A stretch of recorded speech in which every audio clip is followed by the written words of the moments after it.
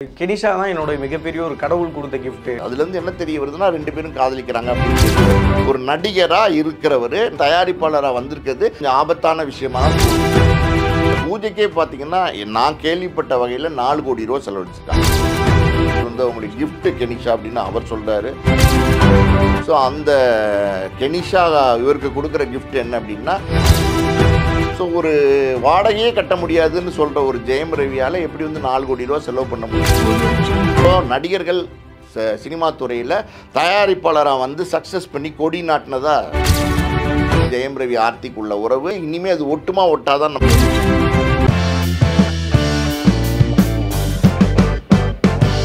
GeM cinemas நேயர்கள் அனைவருக்கும் வணக்கம்.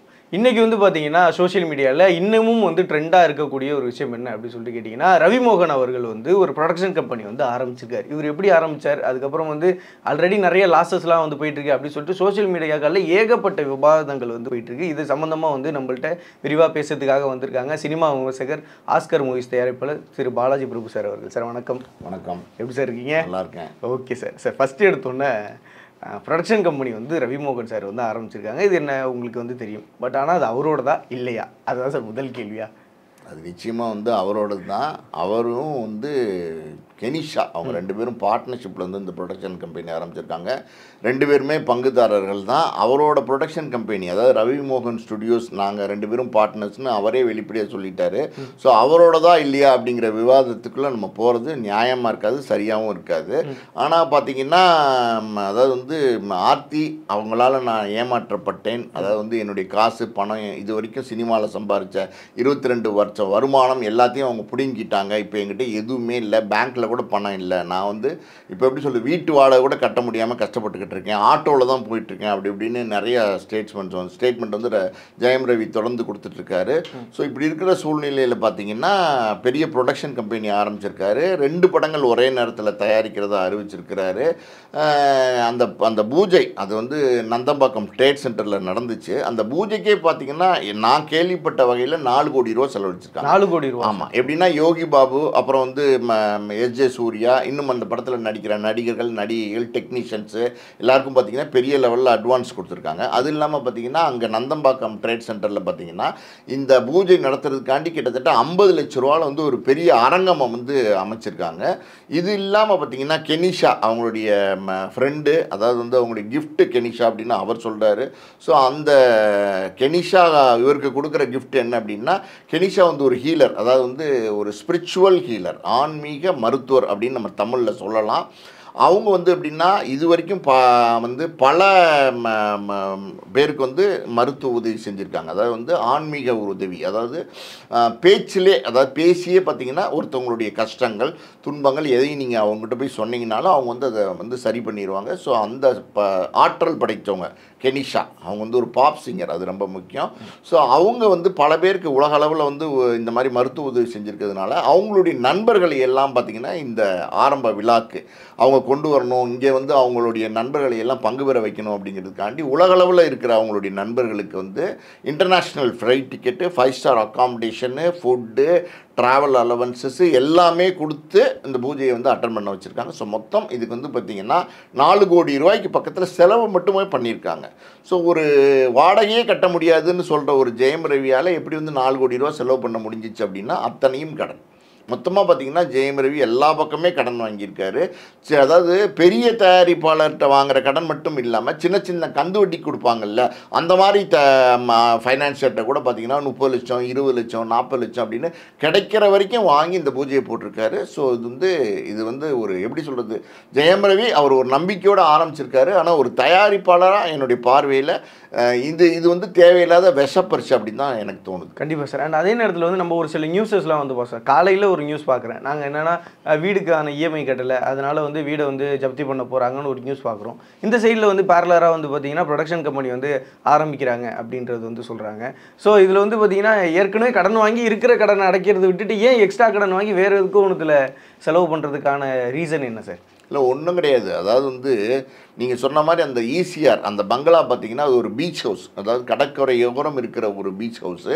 அது வந்து பல கோடிகள் அந்த பங்களா வந்து இவங்க பேங்க்கில் வந்து லோன் போட்டு வாங்கியிருக்காங்க. எப்படி தான் கை முதலீடுன்னு ஒன்று இருக்கும், அதை அவங்க போட்டிருப்பாங்க.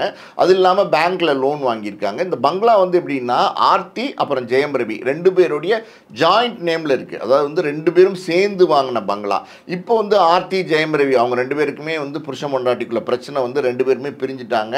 அவங்களுடைய விவகாரத்துக்கு வழக்கு வந்து நம்ம கோர்ட்டில் நடந்துக்கிட்டு இருக்கு. ஸோ இப்படிப்பட்ட சூழ்நிலையில் ஆர்த்தி அவங்ககிட்டையும் பணம் இருக்குது, ஆனால் அவங்களும் பணம் கட்ட மறுக்கிறாங்க, இஎம்ஐ கட்ட மறுக்கிறாங்க.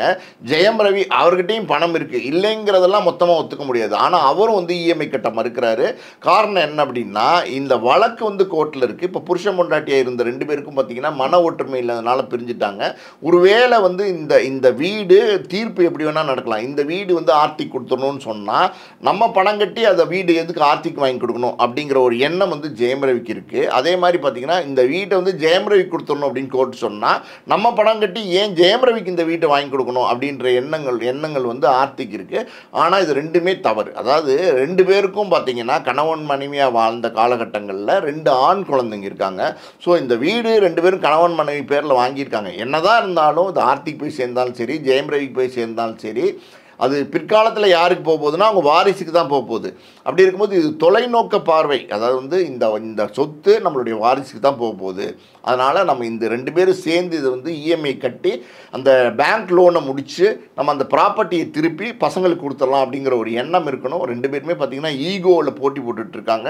ஸோ அதனால் இது நடக்காமல் இருக்குது. பேங்க் ஒரு பக்கம் பார்த்திங்கன்னா 10 மாதத்துக்கு மேலே வந்து தவணை கட்டாதனால ஜப்தி பண்ணுற ஒரு சூழ்நிலையில் அந்த வீடு இருக்குது. அதாவது ஒரு 90 நாளைக்கு மேலே ஒரு லோன் வாங்கிட்டு நீங்கள் கட்டலைன்னா அது நான் பர்ஃபார்மிங் அக்கௌண்ட் அப்படின்னு சொல்லி மாறிடும். என்பிஏ அப்படின்னு சொல்லுவாங்க. ஸோ அந்த அக்கௌண்ட்டாக மாறிடுச்சு அப்படின்னா அதுக்கப்புறம் அவங்க வந்து தொடர்ந்து நோட்டீஸ்லாம் அனுப்புவாங்க பேங்க்கு.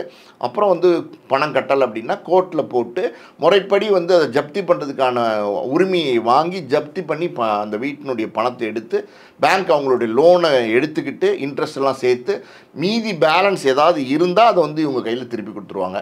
ஸோ அந்த நிலைமைக்கு இவங்க விட்டுருவாங்க போல தெரியுது. ஏன்னா 2 பேர்ட்டுமே பணம் இருக்குது. இது வந்து 2 பேரும் அழகாக கட்டி திருப்பிடலாம். ஏன் அப்படி பண்ணுறாங்கன்னு தெரில.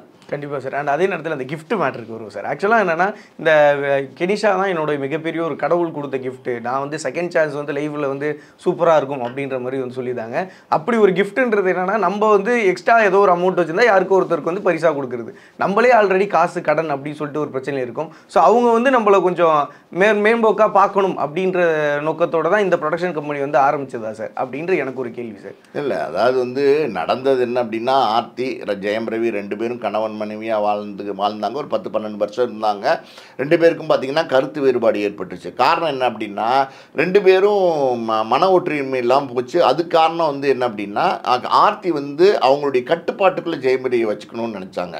அவங்க மாமியார் இருக்காங்கல்ல, அதாவது சுஜாதா விஜயகுமார், அவங்க வந்து அதாவது வந்து மகளுக்கு வந்து பார்த்திங்கன்னா தவறான அட்வைஸ் கொடுக்குறாங்க. புருஷனை எப்போவுமே கைக்குள்ளே வச்சுக்கணும், புருஷனை எப்போவுமே கட்டுக்குள்ளே வச்சுக்கணும், இல்லைன்னா வந்து அவர் பறிஞ்சு கட்டி வெளியில் ஓடிடுவார். இந்த மாதிரி வந்து தவறான வந்து அட்வைஸை கொடுத்து ஆர்த்தி வந்து அதை ஃபாலோ பண்ணி ஜெயம் ரவிக்கு வந்து நெருக்கடி கொடுத்து ஜெயம் ரவி ஒரு ஸ்டேஜுக்கு மேலே வீட்டை விட்டே வெளியில் வந்து வர வேண்டிய ஒரு கட்டாயம் வந்துடுச்சு. ஒரு விஷயத்தை தெரிஞ்சுக்கணும். அது என்ன அப்படின்னா யாரை அன்பால் யாரை வேணாலும் கட்டி போடலாம், கூட வச்சுருக்கலாம். அதிகாரத்தால் நீங்கள் ஒருத்தரை கட்டி போடணும்னு நினச்சிங்கன்னா, அதிகாரத்தால் ஒருத்தரை அடக்கி வைக்கணும்னு நினச்சிங்கன்னா அது ஒரு காலகட்டத்துக்கு அப்புறம் அந்த உறவு வந்து ஆட்டோமேட்டிக்காகவே உடைஞ்சிரும், முறிஞ்சிரும். அப்படி தான் வந்து ஜெயம் ரவி ஆர்த்திக்குள்ள உறவு உடைஞ்சிருச்சு, முறிஞ்சிருச்சு. இனிமேல் அது ஒட்டுமா ஒட்டாதான் நமக்கு தெரியாது. இப்போ இப்படி இருக்கிற சூழ்நிலையில் இந்த உறவு முறியறதுக்கு மெயினான காரணம் யார் அப்படின்னா சுஜாதா விஜயகுமார் தான் அப்படிங்கிறாங்க. இப்போ சுஜாதா விஜயகுமார் அப்படின்னு சொல்லும்போது பொதுவாகவே பார்த்திங்கன்னா இன்றைக்கி மாமியார் ஆள்களை தான் பார்த்திங்கன்னா பல பிரச்சனைகள் வர ஆரம்பிச்சிச்சு. ஒரு காலத்தில் பார்த்திங்கன்னா அதாவது ஒரு பொண்ணை கட்டி கொடுக்குறோம், அந்த வீட்டில் மாமியார் சரியில்லை, அந்த மாமியாரால் என் பொண்ணுக்கு ஏகப்பட்ட கஷ்டம், ஒரு எப்படி சொல்கிறது கிளியை வளர்த்து குழம்பிக்கிட்ட கொடுத்துட்டோம், இப்படிலாம் வந்து பெண்ணை பெற்றவங்க வந்து நிறைய இடத்துல குழம்பி பார்த்துருக்கோம். இப்போ பையனை பெற்றவங்களே அப்படி குழம்ப ஆரம்பிச்சிட்டாங்க. கிளியை வளர்த்து வந்து நாங்கள் குரங்கிட்ட கொடுத்துட்டோம் கொடுத்துட்டோம் அப்படின்னு பையனை பெற்றவனே சொல்ல ஆரம்பிச்சிட்டாங்க. பையனை பெற்ற தாய் தகப்பனே என்ன சொல்கிறாங்கன்னா, அவங்க வீட்டில் அந்த பெண்ணோட அம்மா சரியில்லை, அதாவது என் பையனோட மாமியார் சரியில்லை, அதனால் பல சிக்கல் என் பையனுக்கு இருக்குது அப்படிங்கிற மாதிரி சொல்ல ஆரம்பிச்சிட்டாங்க. காரணம் என்னென்னா, பொதுவாக இந்த மாமியார் அப்படிங்கிற சைக்காலஜி ஒரு காலத்தில் வந்து மருமகன் மேலே தான் வந்து அவங்களுடைய கோவங்களை காமிச்சிட்டு வந்தாங்க. இப்போ வந்து மாமியார் வந்து, அதாவது மருமகனுக்கு மாமியாராக இருப்பாங்க இல்லையா, அதாவது வந்து மனைவியுடைய அம்மா, அவங்களும் பார்த்தீங்கன்னா மருமகனை மகள் கட்டுக்குள்ளே வச்சுக்கணுங்கிறதுக்காண்டி மகளுக்கு அறிவுரைகள் வழங்குறேங்கிற பேரில் எதையோ சொல்லி மகளுடைய மனநிலையை குழப்பி விட்டு மகளுடைய குடும்ப வாழ்க்கையை சிதைச்சு விட்டுறாங்க. அப்படி தான் பல இடங்கள் நடந்துட்டுருக்கு. இப்போ ஜெயம்பரவி வீட்டில் நடந்த விஷயம் மட்டும் இல்லை, இது வந்து பல ஆண்கள் இன்றைக்கி வந்து கதறிக்கிட்டு இருக்காங்க மாமியாருடைய தொந்தரவால். அந்த மாதிரி சிக்கலில் ஜெயம்பரவியும் பார்த்தீங்கன்னா தப்பிச்சு வெளில ஓடி வந்துட்டார். வந்ததுக்கப்புறம் பார்த்தீங்கன்னா அவர் எங்கே போகிறாருன்னா, அவர் எப்படி போனார்னு தெரில. அதாவது வந்து அவர் கோவா கரெக்டாக போயிருக்காரு, அது எப்படி கோவாவுக்கு அவர் கரெக்டாக போனான்னு தெரில. ஆனால் அந்த கோவாவில் தான் அந்த கெனிஷா அந்த அம்மா வந்து இருக்காங்க. அந்த அம்மா வந்து பார்த்திங்கன்னா ஒரு பப்பில் பாடக்கூடிய ஒரு பாடகி. பொதுவாகவே பார்த்திங்கன்னா கோவா அது வந்து நைட் லைஃப் டோட்டலாகவே பார்த்திங்கன்னா இரவு வாழ்க்கை தான். நீங்கள் போயிருக்கீங்களா என்னன்னு தெரில, எல்லா பக்கமே பப் இருக்கும், சின்ன சின்ன பப்பு, பாரு, கிளப்பு. நைட்டெல்லாம் பார்த்தீங்கன்னா ஜாலியாக தண்ணி அடிச்சுட்டு சுற்றிக்கிட்டு இருக்கிறது, ஆண்கள் பெண்கள் எல்லாம் சகஜமாக பழகிறது. அந்த கல்ச்சரே அப்படி தான் இருக்கும். கோவா கல்ச்சர்னாலே அப்படி தான் இருக்கும். ஒரு படமே எடுத்தாங்கல்ல வெங்கட் பிரபு, கோவான்னு எடுத்தார் இல்லையா, அந்த மாதிரி தான் ஒரு கோவா கல்ச்சர் இருக்கும். அந்த இடத்துல பார்த்தீங்கன்னா இந்த நைட் கிளப், நம்ம வந்து இப்போ கெனிஷா பற்றி பேசலை, ஜென்ரலாக ஒரு விஷயம் என்னென்னா, நைட் கிளப்பில் வந்து இந்த மாதிரி வந்து ஒரு பாடகி வந்து பாட விடுறது, இந்த வந்து கிளப்பில் பாட விடுறதெல்லாம் பார்த்திங்கன்னா எல்லா கிளப்லேயும் இருக்கும். அது காரணம் என்னென்னா, இப்போ நீங்கள் ஒரு 10 பேரோட ஒரு ஃப்ரெண்ட்ஸோடு போகிறீங்க, ஒரு ரவுண்ட் போவீங்க, பாட்டை கேட்டுக்கிட்டே இருப்பீங்க, 2 ரவுண்ட் போவீங்க, பாட்டு அதை அப்படியே பார்த்துட்டே இருப்பீங்க. அப்புறம் உங்களுக்கு போர் அடிச்சு போச்சுன்னு வச்சுக்கோங்களேன், நீங்கள் எந்திரிச்சு வந்துடுவீங்க. அதாவது போர் அடிக்குது அப்படின்னு சொல்லிட்டு வாடா மச்சான் வேறு எங்கேயாவது போகலாம் அப்படின்னு சொல்லி கிளம்பி வந்துடுவீங்க. உங்களுக்கு வந்து போர் அடிக்காமல் இருக்கிறதுக்கு என்ன பண்ணுவாங்கன்னா, அவங்க உங்களை என்டர்டெயின் பண்ணிக்கிட்டே இருப்பாங்க. பாடல்கள் மூலமாக, அழகான நல்ல பாடல்கள் மூலமாக அவங்க வந்து உங்கள் பாட நீங்கள் கேட்க அந்த இடத்த விட்டு போக முடியாது. அந்த சூழ்நிலை வந்து ரம்மியமாக வச்சுப்பாங்க. அப்போ நீங்கள் என்ன பண்ணுவீங்க, அதாவது மச்சான் இன்னொரு ரவுண்ட் போகலான்டா, சூப்பராக இருக்குது இந்த இடம், நல்லா இருக்குது, பாட்டு கச்சேரி டான்ஸ் அதுன்னு ஜாலியாக இருக்குது, இன்னொரு ரவுண்ட் போவீங்க. ஒரு 6 ரவுண்டு 7 ரவுண்டு போனால் கூட உங்களுக்கு எத்தனை ரவுண்டு தண்ணி அடித்தோடனே தெரியாது. ஏன்னா வந்து பப்புக்காரனுக்கு வியாபாரம் ஆகணும்ல, அதான் அவனுக்கு நோக்கம். அதுக்காண்டி தான் இந்த பப்பில் வந்து பாடகியெல்லாம் பாட வைக்கிறது. ஸோ அப்படி ஒரு இரவு கிளப்பில் வந்து பாடகியாக தான் கெனிஷா இருக்காங்க. அது தப்பு கிடையாது, அது வந்து அவங்க பாடகியாக தான் இருக்காங்க. ஸோ அந்த இடத்துல நீங்கள் பார்த்தீங்கன்னா அவங்க வந்து ஒரு ஹீலராகவும் இருக்காங்க. ஹீலர்னால் ஆன்மீக ஹீலர் அப்படிங்கிறாங்க, அதாவது ஸ்பிரிச்சுவல் ஹீலர், நான் சொன்னேன்ல மருத்துவ உதவியெல்லாம் கொடுக்குறவங்க தான் அவங்க. ஸோ அப்படி இருக்கும்போது ஜெயம் ரவி அங்கே போயிருக்காரு. அந்த இடத்துல பார்த்தீங்கன்னா அவங்கள வந்து சந்திச்சிருக்காரு, யார் கெனிஷாவை சந்திச்சிருக்காரு. ஆல்ரெடி ஜெயம் ரவி வந்து புண்பட்ட மனசு, பொதுவாக என்ன சொல்லுவாங்க, புண்பட்ட மனசை புகை போட்டு ஆற்றலாம் அப்படின்னு சொல்லி கேஷுவலாக சொல்லுவாங்க. தம் அடித்தா சரியாக போயிடும் அப்படின்லாம் சொல்லுவாங்க. அந்த மாதிரி பார்த்திங்கன்னா இவங்க வந்து ஒரு உதவி கேட்டு போயிருக்காரு. மனசு கஷ்டமாக இருந்திருக்கு. அந்த நேரத்தில் போனோன்னே அவங்க வந்து ஏற்கனவே பல பேருக்கு வந்து ஆன்மீகம் சொற்பொழிவு பண்ணுறவங்க. ஸோ அவங்ககிட்ட வந்து இந்த மாதிரி என்னோடய கஷ்டம் இப்படி இருக்குது, என்னோடய சூழ்நிலை இப்படி இருக்குன்னும் போது அவங்க வந்து பல விதங்கள், அதாவது வந்து ஜெயம் ரவிக்கு ஆறுதலான வார்த்தைகள் சொல்லியிருப்பாங்க. ஸோ அதுக்குள்ளே அவங்களுக்கு என்ன பிடிச்சிச்சு, எப்படி நட்பு உருவாச்சு அப்படின்னு தெரியல. பட் பார்த்தா இன்றைக்கி வந்து ஜெயம் ரவி வந்து என்னுடைய கிஃப்ட் கெனிஷா அப்படிங்கிறாரு. அதுலேருந்து என்ன தெரிய வருதுன்னா, 2 பேரும் காதலிக்கிறாங்க அப்படின்னு தெரிய வருது வெளிப்படையாக. 2 பேரும் ஒயிட் அண்ட் ஒயிட்டாக வந்து ஜோடி போட்டு வராங்க. இதெல்லாம் பார்க்கும்போது ஐஸ்வரி கணேசன் திருமணத்துக்கு வந்தாங்க. இதெல்லாம் பார்க்கும்போது அவங்க வந்து அடுத்து திருமணம் செஞ்சுக்க போகிறாங்க அப்படின்னு நமக்கு தெரிய வருது. அவங்களுடைய நடவடிக்கை மூலமாக நமக்கு தெரிய வருது. ஸோ தப்பும் கிடையாது. அதாவது வந்து அவங்க விரும்புகிறாங்க, அவங்க திருமணம் செஞ்சுக்கிறதுக்கான சுதந்திரம் உங்களுக்கு இருக்குது. ஸோ அதை மாதிரி ஒரு அட்ராக்ட் ஆனதுனால அவங்க வந்து 2 பேரும் ஒன்றா சேர்ந்துருக்காங்க. இப்போ வந்து அடுத்தபடியாக பார்த்தீங்கன்னா அதாவது ஒரு பக்கம் பார்த்தீங்கன்னா ஆர்த்தி ஜெயம் ரவிக்கு விவகாரத்து ஆகலை, கோர்ட்டில் தான் வழக்கு நடந்துக்கிட்டு இருக்கு. இன்னமும் பார்த்தீங்கன்னா ஆர்த்தி ஜெயம் ரவி சட்டப்படி கணவன் மனைவி தான். அந்த விவகாரத்தை ஆனால் தான் வந்து ஜெயம் ரவி கெனிஷாவை கைப்பிடிக்க முடியும். ஸோ ஜெயம் ரவி வந்து அதுக்காண்டி வெயிட் பண்ணிட்டு இருக்காரு. இந்த வெயிட்டிங் பீரியடில் வந்து நம்மலாம் சேர்ந்து படம் எடுக்கலாம், பார்ட்னர்ஷிப்பில் தொழில் செய்யலாம் அப்படின்னு சொல்லி நிறுவனம் ஆரம்பிச்சிருக்காங்க. நல்லபடியாக படம் எடுத்து வந்தால் சரி. ஆனால் இன்றைக்கி படம் எடுத்து சக்ஸஸ் ஆன தயாரிப்பாளர்களே பார்த்தீங்கன்னா எங்கே இருக்காங்க ஏது இருக்காங்கன்னே தெரியல. துண்டக்கானான் துணியை காண்டான்னு ஓடினவங்களோட கதை தான் பல பேர் இருக்குது. இப்போ லைக்காலாம் பார்த்தீங்கன்னா 1000 கோடிக்கும் மேலே முதலீடு எடுத்துகிட்டு வந்து தமிழ் படம் எடுக்கணும்னு வந்தாங்க. அவங்க படங்கள் யாரை வச்சு எடுத்தாங்க, ரஜினி, கமல், விஜய், அஜித், இந்த பிரபலமான கதாநாயகர்கள் வச்சு எடுத்தாங்க. அவங்களுடைய படங்களே பார்த்தீங்கன்னா பெரிய லெவலில் ஓடலை, பெரிய தோல்வி. இப்போ அதாவது கொண்டு வந்த 1000 கோடியில் 1000 ரூபா கூட திருப்பி எடுத்துகிட்டு போக முடியாத சூழ்நிலையில் அவங்க மறுபடியும் லண்டன் போயிட்டாங்க. இந்த மாதிரி இருக்குது. இன்றைக்கி படம் தயாரிக்க வந்தால் ஒரு படத்தை தயாரிக்கிற ஒரு தயாரிப்பாளருடைய நிலைமை அப்படி இருக்குது. அதாவது 1000 யானையை நீங்கள் வந்து கட்டி இழுத்துட்டு போகணும் தோளில். அதுதான் வந்து ஒரு தயாரிப்பு. 1000 யானைன்னு கூட சொல்லக்கூடாது, 1000 மதம் கொண்ட யானையை வந்து நீங்கள் கட்டி இழுத்துட்டு போகணும். அந்த சக்தி, அந்த பலம் இருந்தால் தான் இன்றைக்கி படம் தயாரிக்க முடியும். அவ்வளோ கஷ்டமாக போச்சு இன்றைக்கி தயாரிப்பு துறைங்கிறது.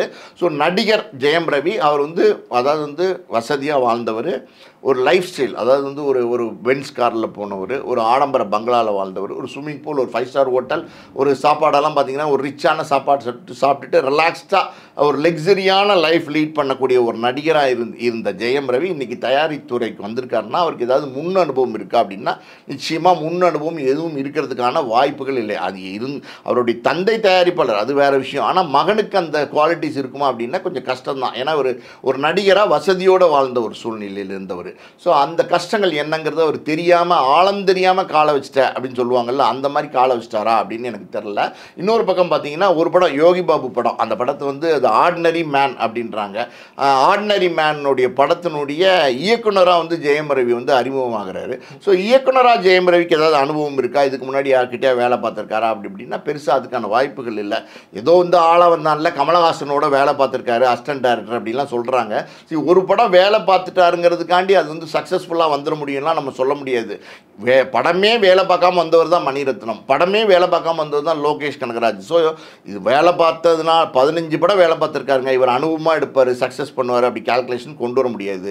இவர் எங்கேயுமே ஒர்க் பண்ணலைங்க, இவருக்கு என்ன தெரியும் அப்படின்னு சொல்லி டோட்டலாக வந்து அதை நிராகரிச்சிட முடியாது. அந்த குவாலிட்டிஸை யார் வேணாலும் சினிமாவில் சக்ஸஸ் பண்ணலாம். பொதுவாக வந்து ஒரு அனுபவம்னு ஒன்று இருந்துச்சுன்னா அந்த அனுபவம் உங்களுக்கு வந்து அந்த களத்தில் இறங்கி வேலை செய்யும் போது அது வந்து உங்களுக்கு உதவி செய்யும். ஸோ அப்படி ஒரு அனுபவம் ஜெயம் ரவிக்கு இயக்குனராக இருந்திருக்கா முன்னாடி அப்படின்னா அது இல்லை அப்படிங்கிறது தான் உண்மை. ஸோ அது ஒரு கஷ்டமான சூழ்நிலை. ரெண்டாவது பார்த்தீங்கன்னா ஜெயம் ரவி அவர் இது இப்படி யோகி பாபு வந்து கதாநாயகனாக போட்டிருக்காரு. யோகி பாபு வந்து ஒரு காமெடி நடிகர், ஓகேவா? அந்த யோகி பாபு காமெடி நடிகரை காமெடி படம் எடுத்தால் தான் அதில் சக்ஸஸ் ஆக முடியும். ஸோ காமெடி படம் எடுக்கிறதுங்கிறது ரொம்ப ஈஸி கிடையாது. இப்போ ஒரு மணிரத்னமே இருக்காருன்னு வச்சுக்கோங்களேன், இப்போ ஒரு லோகேஷ் கனகராஜே இருக்கார், ஒரு அட்லியே இருக்கார், அதாவது ஒரு ஆக்ஷன் படம் எடுக்கிற இயக்குனர், அவங்கள வந்து ஒரு காமெடி படம் எடுங்கன்னா அவ்வளோ சீக்கிரம் காமெடி படத்தை எடுத்துட முடியாது. காமெடிக்குன்னு ஒரு சில இயக்குநர்கள் இருக்காங்க. இப்போ சுந்தர் சி மாதிரியான இயக்குநர்கள், வி சேகர் மாதிரியான இயக்குநர்கள்லாம் பார்த்தீங்கன்னா காமெடி படத்தில் எக்ஸ்பர்ட்டு, அவங்களுக்கு அது வரும், அதனால் அவங்க எடுப்பாங்க. ஸோ ஜெயம் ரவி என்ன பண்ண போகிறான்னு தெரில. இன்னொரு படத்தில் பார்த்தீங்கன்னா புரோக்கோடுன்னு ஒரு படம், அந்த படத்தினுடைய இப்போல்லாம் வந்து என்ன பேர் ஏது பேர் டிஎன்ஏ அது இதுன்னு. இப்போ ஒரு காலத்தில் பார்த்தீங்கன்னா நல்ல தமிழ் படங்கள்லாம் வந்துட்டு இருந்துச்சு, நல்ல தமிழ் பேரில் படங்கள்லாம் வந்துட்டு இருந்துச்சு. இப்போ எல்லாமே மாறி போச்சுங்க. சும்மா எஃப்னு வச்சா அது ஒரு பேர், F2ன்னு வச்சா அது பேர், டின்னு வச்சா ஒரு பேர், ஆனால் அதுக்கு ஒரு மீனிங் வேறு சொல்லிப்பாங்க, புரியுது உங்களுக்கு? அதனால் இதெல்லாம் வழக்கமாயிருச்சு. புரோக்கோட் அப்படிங்கிறது வந்து இன்றைக்கி வந்து கேட்கும்போது புதுசாக இருக்குது. எனக்கு தெரிஞ்சு பாண்டிச்சேரியில் வந்து புரோக்கோட்னு ஒரு பீர் இருக்குது. அது வந்து அது யாராவது அங்கே யூனிட்டில் உள்ளவங்க சாப்பிட்ருப்பாங்களா, அது போய் படிக்கும்போது இந்த மாதிரி ஒரு பேரை வச்சா நல்லாயிருக்கும்னு சொல்லியிருப்பாங்களா, இல்லை அது அந்த மாதிரி கதை சார்ந்த கதை வந்து அந்த களம் சார்ந்த ஒரு கதையா அப்படின்னு நமக்கு தெரில.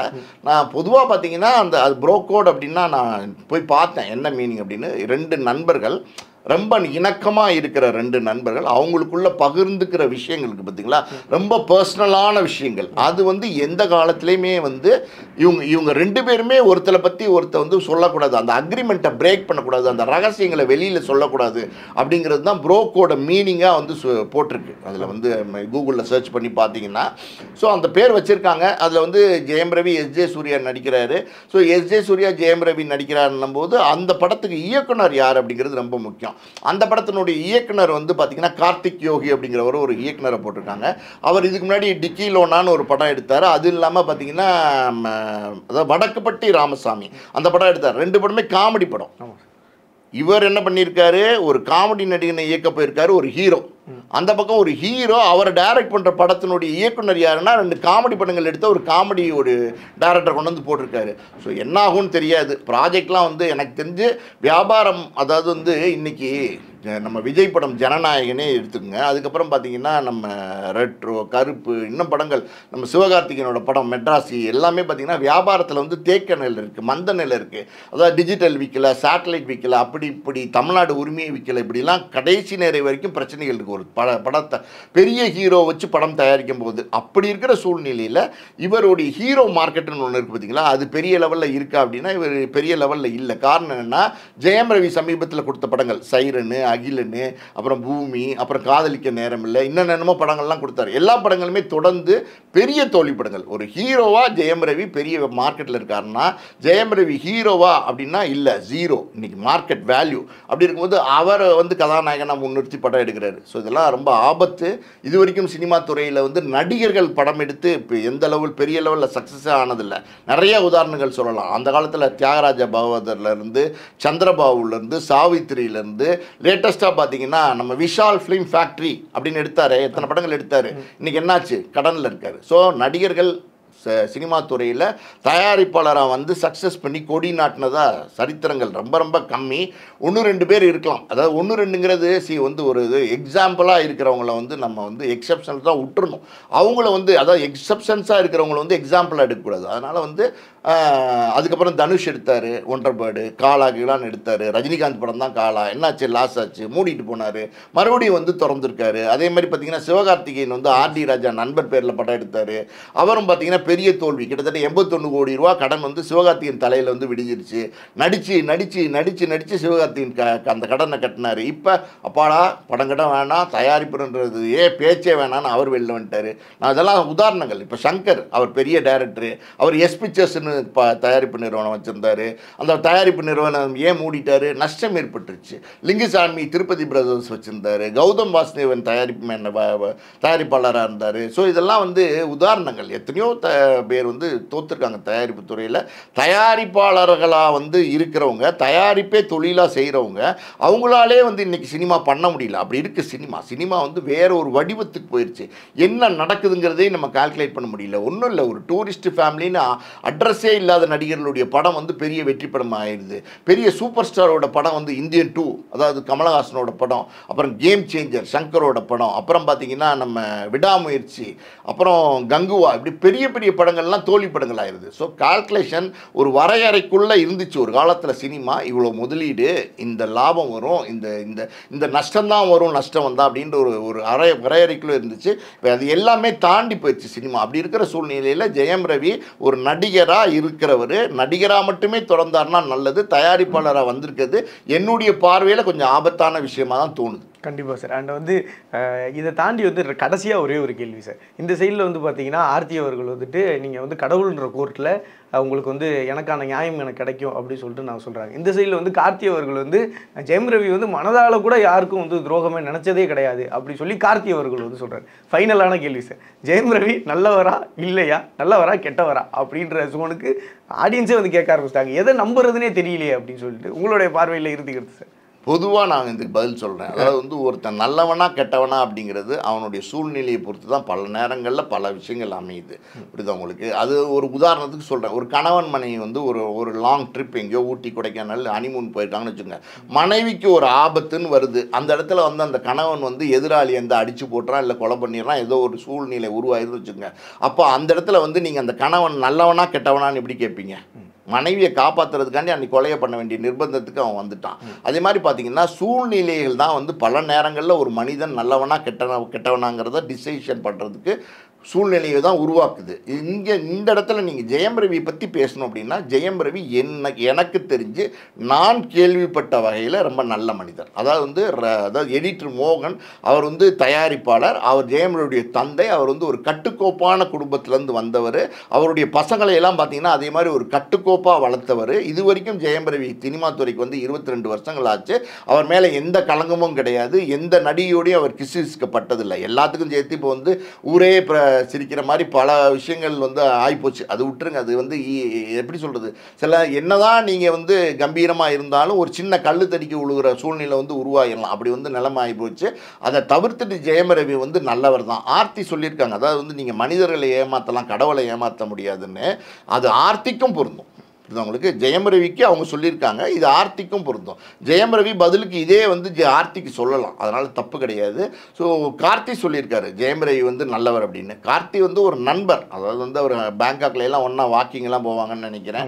நிறைய ஏதோ பேட்டியில் பார்த்துருக்கேன், தாய்லாந்துலையா ஒன்றா வாக்கிங்லாம் போவாங்கன்னு நினைக்கிறேன். ஸோ நெருக்கமான நண்பருக்கு வந்து அவர் சர்டிஃபிகேட் கொடுத்துருக்காரு. ஸோ அவர் நண்பர் கொடுக்குற சர்டிஃபிகேட் வந்து நம்ம பெருசாக எடுத்துக்க முடியாது. ஒரு எதிரி வந்து இவன் நல்லவன் சர்டிஃபிகேட் கொடுக்கணும், அப்போ அவன் நல்லவன். புரியுதா உங்களுக்கு? கண்டிப்பாக சார். உங்கள் நேரத்துக்கும் விரிவான தகவலுக்கும் மிகப்பெரிய நன்றி சார். நன்றி.